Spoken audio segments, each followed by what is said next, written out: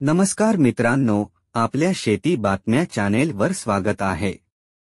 आज आपण एका गंभीर आणि महत्त्वाच्या विषयावर चर्चा करणार आहोत, कांद्याचे घसरते दर। नाशिकसह महाराष्ट्रात शेतकरी हवालदिल झाले आहेत। का घसरत आहेत दर? केंद्र आणि राज्य सरकार काय भूमिका घेत आहेत? आणि पुढे शेतकऱ्यांना मदत मिळेल का? हे सर्व जाणून घेऊया।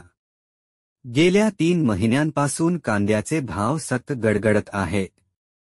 आता तर नाफेडने खरेदी केलेला कांदा बाजारात सोडल्यामुळे दर आणखी खाली आले आहेत। सध्या शेतकऱ्यांना कांद्याला केवळ 1400 ते 1500 रुपये प्रति क्विंटल इतकाच भाव मिळत आहे। यामुळे शेतकरी हवालदिल झाले आहे। या प्रश्नावर राज्य मंत्रिमंडळ बैठकीत अन्न व नागरी पुरवठा मंत्री छगन भुजबळ यांनी चिंता व्यक्त केली। त्यांनी मुख्यमंत्री देवेंद्र फडणवीस यांच्याकडे केंद्र सरकारने लक्ष घालावे अशी मागणी केली। मुख्यमंत्री देवेंद्र फडणवीस यांनीही या मुद्द्याची गंभीर दखल घेतली आहे। ते म्हणाले की केंद्र सरकारमधील संबंधित मंत्र्यांशी चर्चा करून शेतकऱ्यांना मदत मिळवून देण्यासाठी प्रयत्न केले जातील। यामुळे शेतकऱ्यांना थोडाफार दिलासा मिळण्याची शक्यता आहे।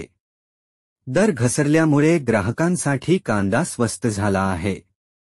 दिल्ली, मुंबई, अहमदाबाद, चेन्नई, गुवाहाटी आणि कोलकाता या मोठ्या शहरांमध्ये कांदा फक्त 24 रुपये किलो या दराने विक्रीस ठेवण्यात आला आहे। केंद्र सरकारचे म्हणणे आहे की यामुळे सामान्य ग्राहकांना फायदा होईल। पण दुसरीकडे यामुळे बाजारात आणखी आवक वाढून शेतकऱ्यांना मिळणारा भाव अजून खाली येऊ शकतो। कांदा हे नाशिक जिल्ह्याचे मुख्य उत्पादन आहे। पण कमी भावामुळे शेतकऱ्यांना उत्पादन खर्चही वसूल होत नाही।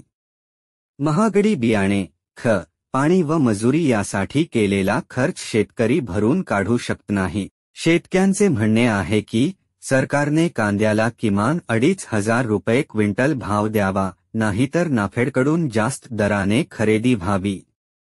सरकारसमोर मोठे आव्हान आहे। एका बाजूला ग्राहकांना स्वस्त कांदा पुरवणे गरजेचे आहे, तर दुसऱ्या बाजूला शेतकऱ्यांचे उत्पन्नही सुरक्षित करणे आवश्यक आहे। केंद्र सरकारने निर्यातबंदी, दर नियंत्रण, नाफेड खरेदी अशा उपाययोजना केल्या आहेत। पण त्याचा परिणाम दर स्थिर होण्याऐवजी अजून घसरल्यासारखा दिसतो आहे। कांद्याच्या दरांचा प्रश्न ही नवी समस्या नाही। दरवर्षीच शेतकऱ्यांना तोटा सहन करावा लागतो। स्थिर हमी भाव, शीतगृह व्यवस्था, निर्यात प्रोत्साहन या उपाययोजना केल्याशिवाय हा प्रश्न सुटणार नाही।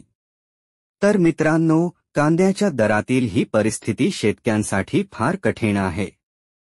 फडणवीस यांनी मदतीची ग्वाही दिली असली तरी प्रत्यक्ष मदत कधी आणि कशी मिळते हे पाहणे महत्त्वाचे ठरेल।